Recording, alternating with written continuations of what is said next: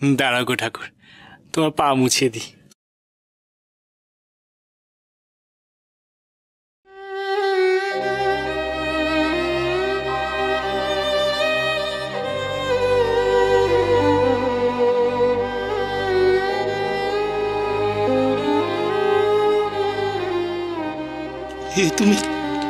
তুমি কি করছো বামাচরণ? তুমি যে সিদ্ধ পুরুষ। সে আমি যেই হই না কেন ঠাকুর, তোমার কাছে আমি তো কেবল তোমার অনুগত শিষ্য মাত্র। তুমি আমার প্রণাম গ্রহণ করো গো ঠাকুর।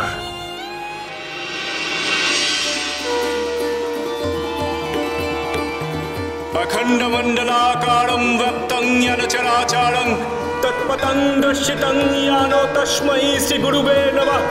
গুরু ব্রহ্মা গুরু বিষ্ণু গুরুদেব মহেশ্বর গুরুদেব পরম ব্রহ্ম তস্मै শ্রী গুরুবে নমঃ।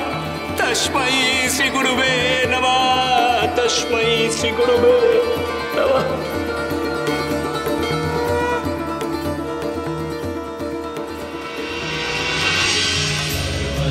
আমার এই পুষ্পমালা তুমি গ্রহণ করো গো।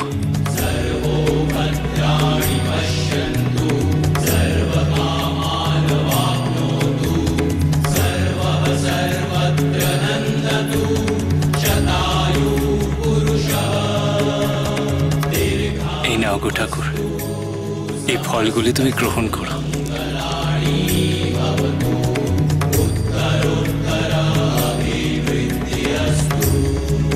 মামাচরণ, তুমি আজ যে জায়গায় উঠেছ সেখান থেকে নেমে এসে তুমি আমার মতো একজন সামান্য বেদজ্ঞকে যে সম্মান দিলে, যেভাবে তুমি আমার সেবা করলে, তাতে আমার জীবন ধন্য হয়ে গেছে বাবা, ধন্য হয়ে গেছে।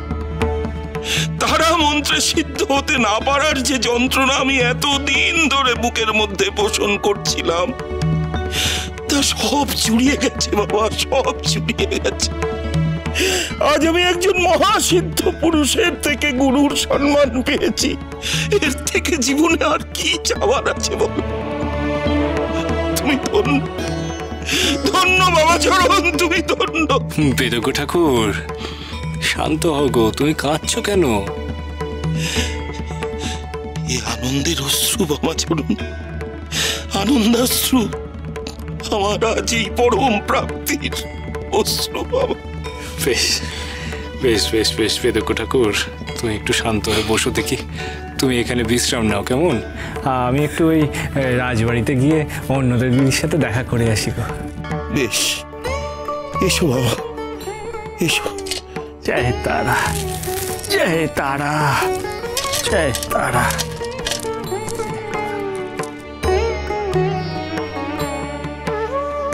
মা, মাগো, তুমি আজ আমার জীবন ধন্য করে দিলে মা, ধন্য করে দিলে।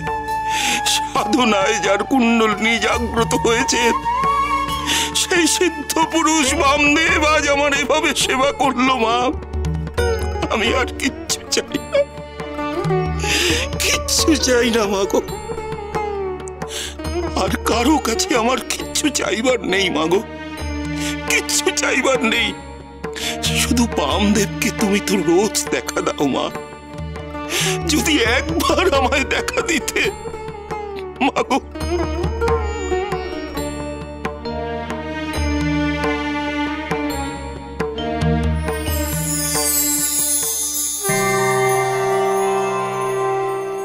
মা তারা যে কাকে কখন দেখা দেয় সে কি সবাই বুঝতে পারে গো?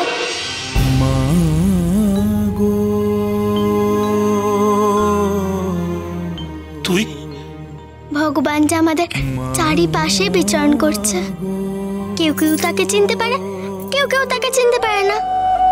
আর বামা হচ্ছে তার বড় মার প্রিয় সন্তান, তার সাথে কারোর তুলনা চলে না। কিন্তু তবুও বামাকে আজ এই স্থানে পৌঁছানোর জন্য যারা যারা সাহায্য করেছে আর ভবিষ্যতে যারা যারা সাহায্য করবে, তারা তারা মা তার আশীর্বাদ থেকে কোনোদিনও বঞ্চিত হবে না। মা তারা তাদের সারা জীবন আশীর্বাদ করে যাবে, শুধু মাকে চিনে নেওয়ার অপেক্ষায়। বুঝেছি, বুঝেছি। আমি অপেক্ষা করব, আমি আজীবন অপেক্ষা করব, আজীবন অপেক্ষা করব।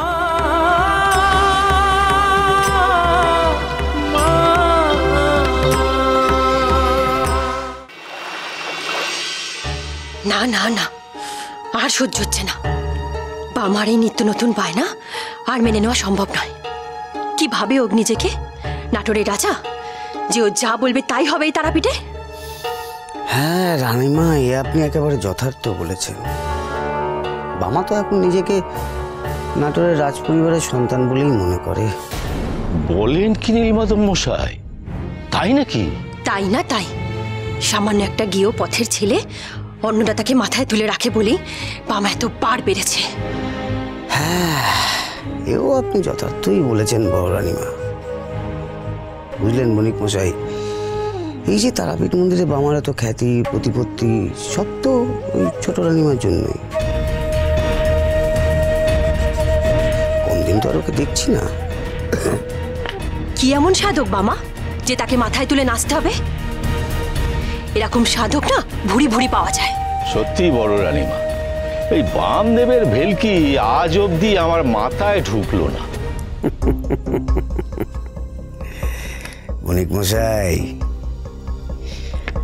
আমরা এতদিন ধরে বামাকে দেখছি, তার বেলকির তল খুঁজে পাইনি। আপনি তো কোন ছাড়। না না না, আর ছাড়া চলবে না। না ওই বামাকে, না অন্নদাকে। কি ভাবে কি অন্নদা? ও একাই রানী, আর আমি কি ফাও? আমরা দুজনে তো এই একই রাজপরিবারের সদস্য। তাহলে তাহলে ও কেন একাই তারাপীঠের রানী হয়ে উঠবে? কেন? ছি ছি ছি ছি ছি ছি ছি, ঘোর অন্যায়, অনুচিত কাজ হচ্ছে এটা। দেখুন বড় রানীমা, আপনি হলেন গিয়ে নাটোরের রাজপরিবারের বড় রানীমা। এ সম্মান তো আপনারই প্রাপ্য না? ঠিকই তো বলেছেন নীলমাধব মশাই। জানি বণিক মশাই, জানি।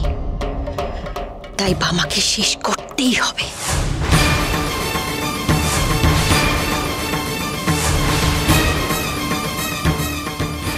কি বলছেন কি আপনি? হ্যাঁ বণিক মশাই, আমাকে শেষ করতেই হবে। যে করেই হোক, যেভাবেই হোক বামাকে শেষ করতে হবে। তার জন্য যা লাগে আমি দিতে রাজি।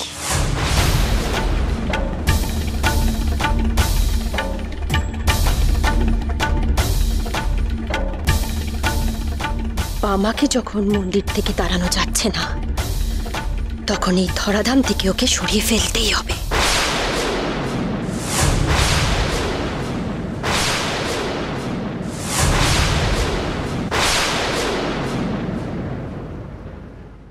না না, হাত পাতো দেখি, হাত পাতো।